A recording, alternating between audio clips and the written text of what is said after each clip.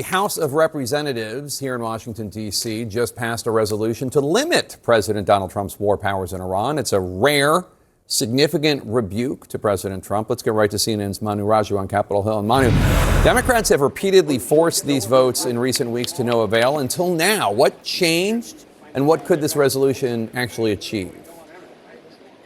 Yeah, this vote coming at a time where the Republicans were doing everything they could to try to prevent it from succeeding. Ultimately, this did just pass the United States House on a 215 to 208 vote.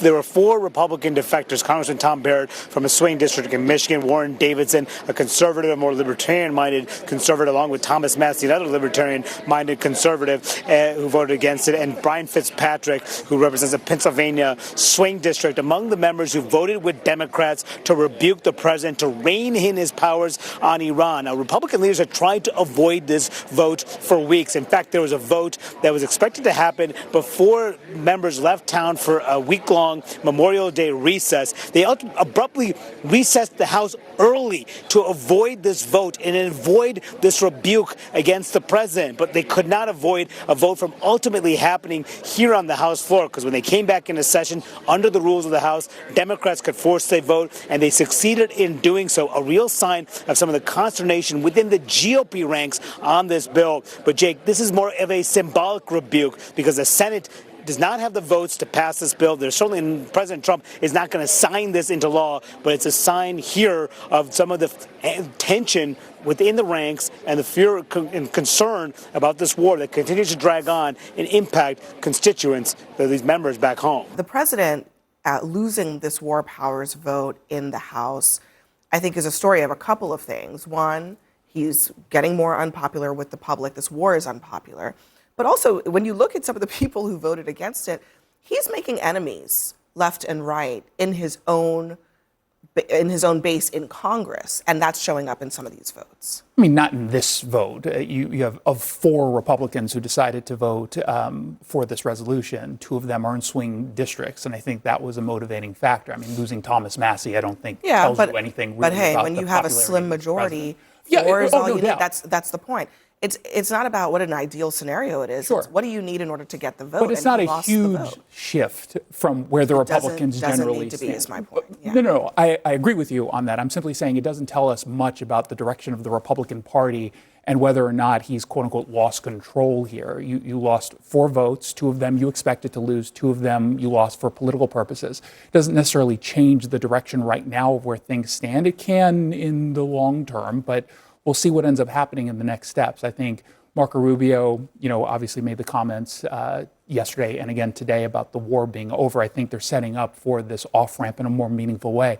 The bigger problem I think we face now here is we want this all to be over. The president wants this to be over as well. You've just made it a lot easier for Iran now to not take the negotiating seriously, because now they're looking at what's happening in the House and saying we can wait this out just a little bit longer. He's lost the political backing that he had from his own party. We're going to continue to just dig in here, and that's a larger problem. Well, I think it's less about Trump, and it's more about, Trump is unpopular, this war is unpopular, but we are now just 5 months away from a general election. Some of the primaries are now over, so they have switched over to general election campaigning, and this war nobody likes.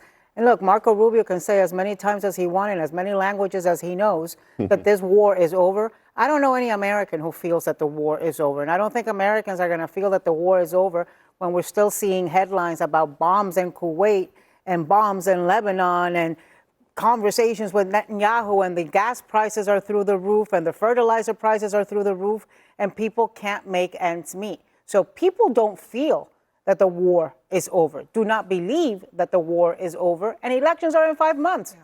Let me play that exchange that Marco Rubio had with Sarah Jacobs on Capitol Hill today. If the war is over, I have a simple question. Who won? First of all, Epic Fury is over, which is what you would consider the war. That operation is So you agree concluded. it's a war, then? No, those are hostilities. They called it a war. Okay, fine. We're taking you at your word. The war is over. Who won? Well, first of all, you're not taking me at my word. It's a fact. We're no longer conducting sustained strikes inside of Iran to degrade their military because Epic Fury is over. The second point is on the question of who won, I can tell you this. We defined victory as destroying their defense industrial base, significantly reducing the number of missile launchers that they possess, significantly reducing their stockpile of drones. And we achieved all of those, in addition to destroying what they had left of an Air Force and wiping out their entire conventional Navy. Those are all gone. So I consider that victory. That's not victory. In fact, that's a lie. And that's Because not the how num- that's not how they were the defining number it one 4 months ago. objective, the number one objective of going to Iran was making sure to prevent them from getting a nuclear weapon. Everybody around this table agrees that Iran does not deserve or need to have a nuclear weapon. The entire world actually probably agrees with that sentiment, or the overarching majority of them. He didn't articulate that one time in anything that he said. You know why? Because Iran was further away from a nuclear weapon under the JCPOA than they are today. And that's what this White House doesn't want you to understand. This is a failure when your number one objective is something that your Secretary of State did not even mention. We talked about the unpopularity of the president. I disagree with everybody else. The president is extremely popular with his base, period. But that's why you have all of these MAGA Republicans who are running in these general elections who are caught between a rock and a hard place, because you cannot be popular with the American people and be popular within MAGA. Those two things right now in this country cannot coexist because people are hurting. I just want to point out, too, that something that you touched on was the biggest thing that Trump has been out there saying is that Iran cannot get a nuclear weapon, which is something I agree with wholeheartedly. But just today, the International Atomic Energy Agency said that the risk of Iran acquiring a nuclear weapon is much higher today than it was before the war. So if the war is somehow over, then why is the risk higher for them to acquire a nuclear weapon? So it doesn't seem like the war is in fact over. And then you couple that with the fact that I believe we're in a much worse position than we were before we entered this war, whether you look at gas prices skyrocketing, the U.S. being more isolated than ever before. We upset a lot of our allies by not really tipping them off to our plan to go after Iran. And I think that we're in a much weaker position. So actually, in fact, I can't see a place in which the war is over, no matter how many times Marco Rubio wants to speak it into existence. If it's over and we did not meet our number one objective, the thing that Donald Trump hates to hear the most is that we lost. If this war is over and we did not accomplish our number one objective, we lost. The fact is, just as you stated, everybody understands the reason we went to Iran supposedly was to keep them from getting a nuclear weapon. And the Secretary of State today testified, and he didn't even mention that as one of the accomplished goals. So, Batya, if none of that happens, if they say the war is over, but the war is really not over because we're not back to where we were before, the Strait of Hormuz is still closed, and Iran is still not prevented from having a nuclear weapon, how long will MAGA stand by this conflict? Well, we're currently in a ceasefire in which the president is engaged in active negotiations to achieve what I totally agree with Bakari was the main objective of Operation Epic Fury. So the hostilities are over, we're in a ceasefire, and we are trying to achieve a deal that would prevent them from we are still shooting at each other. Right? Because we bombed Iran Trump 2 said, days ago. Trump was they asked, are striking their allies now, so there's still hostilities. Yeah, Trump was asked in the Oval Office how he defines a ceasefire, and he said, I think very funnily and very accurately, well, in that area of the world, it means you're shooting at each other a little bit less vigorously or something along those lines. I think that's accurate. So we don't know how this is going to end. The problem is that the American people who voted for Donald Trump are hurting. They are bearing the cost of this war disproportionately because they are the ones struggling to pay for gas and struggling to pay for food. And this is a big problem for the president, and I don't know how aware he is of that. So he has two competing imperatives. He cannot get out without some sort of deal that is better than the JCPOA, and he has to somehow alleviate the pain and the suffering of working class Americans. In my view, the best way to do that is a stimulus check, and I don't know why this isn't on the table at all. I think he needs to give people some sort of a tariff rebate in order to get them through the summer months. A tariff rebate? Yeah, tariff rebate. How about just get rid of the tariffs? Well, we brought in 200. Weren't you an advocate for the tariffs? Yes, exactly. So then why are you asking for a rebate? That's exactly what a rebate is. Give a stimulus check why you haven't done anything. We brought in $200 billion in tariffs, and we should now take some of that money and give it to Americans who are struggling to pay for gas and groceries. Actually have to already be refunded because They were that illegal. most of them were illegal. That's actually, it's not but- clear that they have to be well, refunded. They are already being, we know that they are already being refunded. The refunds are happening Well, right now. no, So- companies are suing for refunds, so- but it's not clear but- that they're going to get them. But again, But we if brought in you a bunch think of money. Tariffs are a good idea. Yeah.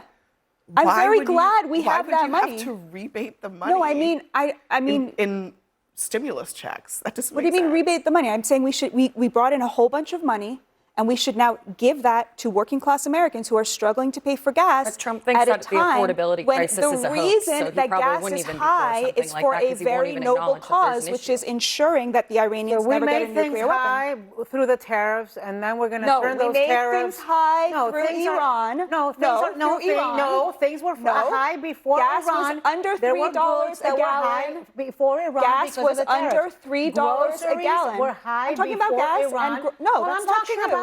I'm talking about a bunch of things. I'm talking about your refrigerator. The I'm talking producer about price cars. Guys, index. let's- I'm talking hold about on. a bunch The of stuff. producer price index. I mean, I don't before know what Iran bubble was you live in down. where you think that All the right. tariffs I'm just didn't telling you increase prices. what the data I don't know what shows. bubble So you live hold on, in. hold on, Anna. Let me Producer let her price finish, and then I'll let index you was respond so we can down all hear before what's going on. Iran. Groceries and gas are now up because of Iran. Iran, as we all agree, ensuring that they not achieve a nuclear weapon is a noble goal. So Trump needs the leeway to get a good Inflation deal. was up before Iran. Let's No, give it him wasn't. another It was Trump not. check. Yeah, It let's was not. It take- was No, down. prices were clearly They were coming down, down and on the gas whole. was There were under some $3 a gallon. elements that were up. There's no doubt about that. But we're saying on average, on the whole, things were down. That is a fact. But can we Inflation is trending down. talk about just the strategy of Iran? Because what I haven't understood is how you go to war. Pete Hesketh, Secretary Rubio, and others, and you don't anticipate that they're going to close the Strait of Hormuz, which is a great deal. It bears a great deal of responsibility for the Why do you prices think that they didn't anticipate it? Of course they knew they were going to close the street. because you just said we needed refunds. I mean, I don't understand how you can articulate one thing that says that the pain of the American people is unbearable, that Republicans are now touting for refund You're checks. conflating two things, I think, in that case. I mean, Actually, the president I'm the only one touting the that, president has clearly unfortunately. said multiple times that he understood, and they understood that there was risk. Marco Rubio made that point, I think, earlier today. They knew that there were going to be some risks economically and politically, but Well, I they will chose say to make this. this decision I because will they say think it's this. best for this world. Trump has to not have them also have said Iran. that they didn't think that they would shut down the Strait of Hormuz. He did say that. Yes, he explicitly. did, but that does not mean that so they what did not Bakari's saying think is that not that based was a on nothing. possibility. Well, no, I mean, he Well, said they were were given that surprised. information. And he has that they also closed said the Strait of he also Hormuz. said there would be reporting was regime also change. that they He were said aware of that as a Iranians possibility. would take their